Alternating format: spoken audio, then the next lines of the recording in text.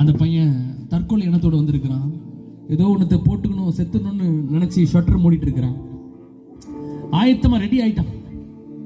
அங்க யூடியூப்ல டிவில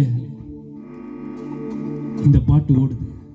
நான் வாழ்வது உமக்காக, உமது ஊழியம் செய்ய.